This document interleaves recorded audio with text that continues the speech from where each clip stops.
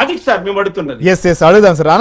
ఆనంద్ సాగర్ గారు, ఏంటి ఇప్పుడు మనం చూసాం ఏదైతే సంజయ్ గారి కేసే చూస్తే ఆయన దళితులకు కావచ్చు, గిరిజనులకు కావచ్చు, వీళ్ళందరికీ అసలు అట్రాసిటీ సంబంధించినటువంటి కేసులు, వాటికి సంబంధించినటువంటి అవగాహన కల్పించాలనేటువంటి దానికి ఫండ్స్ కేటాయిస్తే, దీనికి సంబంధించిన దానిపైన విచారణ చేస్తే ఈ కేసులో చాలా విషయాలు కూడా వెలుగు చూసి వస్తున్నాయి. సో కానీ అక్కడ మనం చూసాం రామకృష్ణ గారు మాట్లాడినా, లేకపోతే బాల్కటే గారు మాట్లాడినా, సో నిజంగా అంత సీరియస్ యాక్షన్స్ ఉంటాయా అనేటువంటిది ఒక డౌట్ వస్తున్నటువంటి పరిస్థితి. సో సంజయ్ గారి ఎపిసోడ్లో ఏం చేయబోతున్నారు? ఆయన్ని అవగాహన కల్పించమని ఒకటి చెప్తే, ఆయన గతంలో ఇప్పుడు ప్రస్తుతం ముఖ్యమంత్రి, మాజీ ముఖ్యమంత్రి అప్పుడు అరెస్ట్ అయినప్పుడు దేశవ్యాప్తంగా స్కిల్ కేసు సంబంధించిన అవగాహన కల్పించే ప్రయత్నం చేశాడు.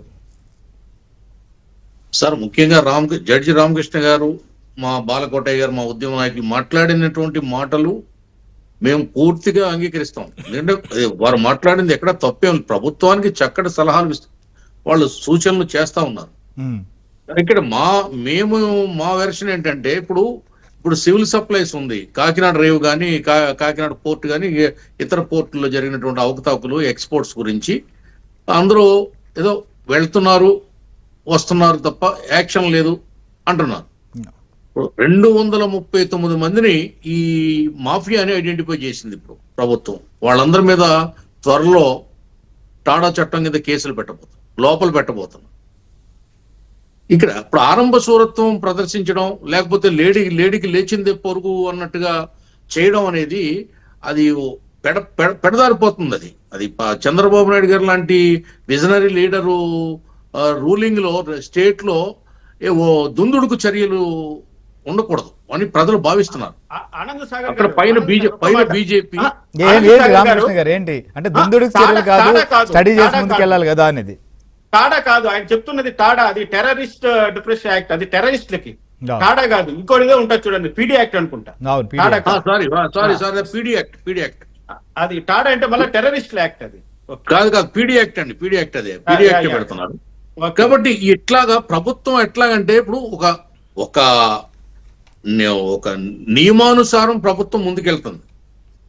ఏదో ఊరికే అడావుడి చేసి జగన్మోహన్ రెడ్డి లాగా గాలి పోగేసి కేసులు పెట్టి అరెస్ట్ చేసి, ఇప్పుడు చంద్రబాబు నాయుడు గారిని అరెస్ట్ చేశారు. ఏంటి దాంట్లో కేసు ఉందండి? అసలు వాస్తవం ఉందా? అచ్చెన్నాయుడు గారిని చేశారు, దులుపల్లి నరేంద్ర గారిని చేశారు, కొల్లు రవీంద్ర గారిని చేశారు, దేవినేని ఉమ్మ గారిని చేశారు. ఎవరి మీద అన్నా ఏ చిన్న ఎలిగేషన్ అక్కడ ఏమన్నా చూపించగలిగేలా అల్లరయ్యారు వాళ్ళు, అబాసుపాలు అయ్యారు, ప్రజల్లో చులకన అయ్యారు. పార్టీ ఆఖరికి 11 సీట్లతో ప్రతిపక్ష హోదా లేకుండా పాత్ర అయిపడింది మొన్న ఎలక్షన్ లో పార్టీ, వైసీపీ పార్టీ.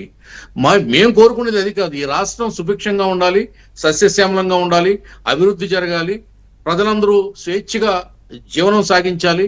ఈ రాష్ట్రంలో ఉంటేనే భవిష్యత్తు ఉంటుందని యువత భావించాలి.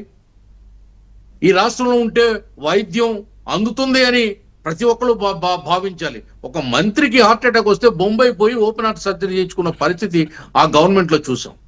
అలాగే ఐఏఎస్ ఆఫీసర్లు గతంలో జగన్మోహన్ రెడ్డి కూడా ఉంటే శ్రీలక్ష్మి లాంటి వాళ్ళు జైలుకి వెళ్ళి వచ్చారనే ఇంగిత జ్ఞానం మర్చిపోయి ప్రవర్తించారు. ఎవరినైనా క్షమించొచ్చు కానీ జగన్మోహన్ రెడ్డి అవినీతిపరుడని తెలిసి జగన్మోహన్ రెడ్డి ఒక విచారణ ఖైదీ అని తెలిసి, బెయిల్ మీద బ్రతుకుతున్నాడని తెలిసి, అతను సీఎం అయినంత మాత్రాన అతను అడుగులకు మడుగులెత్తి గులాములైపోయి దాసోహం అయిపోయి వాళ్ళు చెప్పినటువంటిది ఆలోచించకుండా ఆగమేఘాల మీద ఆర్డర్స్ ఇచ్చి, అర్ధరాత్రి ఆర్డర్స్ ఇచ్చి అమలు జరిపారు చూసారా? వాళ్ళని ఎట్టి పరిస్థితుల్లో కూటమి ప్రభుత్వం ఉపేక్షించదండి. దయచేసి ఇక్కడ రేపు కొత్త సంవత్సరంలో మీరు ఉపేక్షించరు అంటున్నారు. మనం చూసాం సజ్జల గారు జైలుకి వెళ్ళి అక్కడ పరామర్శించి వచ్చిన తర్వాత వేధిస్తున్నారు, ఉద్దేశపూర్వకంగా వ్యవహరిస్తున్నారు తప్ప మరొకటి కాదంటున్నారు. రేపు సంజయ్ గారికి సంబంధించిన కేసు లేకపోతే విజయ్ కుమార్ రెడ్డి కూడా ఇట్లానే చెప్తారేమో. లేదు సార్, ఇప్పుడు వాళ్ళు మాట్లాడిన మాటలు ఎలా ఉంటాయంటే, ఇప్పుడు ఈవేళ జగన్మోహన్ రెడ్డి మాట్లాడింది విన్నారా మీరు? విద్యుత్ ఛార్జీల గురించి మాట్లాడాడు. 5 సార్లు 6 సార్లు విద్యుత్ ఛార్జీలు పెంచాడు, మేము ఉద్యమాలు చేశాం. అతను ఈవేళ విద్యుత్ ఛార్జీల గురించి సెటైర్లు వేసి మాట్లాడుతున్నాడు చంద్రబాబు నాయుడు గారి మీద. వాళ్ళు ఏంటంటే అబద్ధాన్ని నమ్మించి అధికారంలోకి వచ్చారు, అబద్ధాలతో కాలక్షేపం చేశారు, అహంకారంతో పరిపాలన చేశారు, అరాచకం సృష్టించారు, విధ్వంసం చేశారు, చిన్నభిన్నం చేశారు, వ్యవస్థలన్నీ కూడా కుక్కల చింపిన విస్తరలాగా చేసి పారేశారు. మళ్ళీ వాళ్ళ మాటలు ఎవరు నమ్ముతారండి? ఇక్కడ వాళ్ళ మీద ఖచ్చితంగా చర్యలు ఉంటాయి. మీరు ఇందాక జడ్జి రామకృష్ణ గారు చెప్పినట్టుగా జడ్జి గారు గతంలో ఐఏఎస్ అధికారులు ఎలా ఉండేవారంటే వాళ్ళకి నచ్చకపోతే ఫైలు నియమ నిబంధనలకి విరుద్ధంగా ఉంటే సంతకం పెట్టకుండా సీఎంఓకి తిప్పి పంపినటువంటి ఐఏఎస్ అధికారులు ఉన్నటువంటి రాష్ట్రం ఆంధ్రప్రదేశ్ రాష్ట్రం. ఎట్టి పరిస్థితుల్లో సీఎం చెప్పినా పిఎం చెప్పినా వాళ్ళు సంతకం పెట్టేవారు కాదు. అవసరమైతే సెలవు పెట్టి వెళ్ళిపోయేవారు, దాని మీద సంతకం పెట్టేవారు కాదు. మరి అటువంటి ఎస్ఆర్ శంకరన్ లాంటి ఐఏఎస్ ఆఫీసర్ని, కేఎస్ఆర్ మూర్తి లాంటి ఐఏఎస్ ఆఫీసర్ని కాకి మాధవ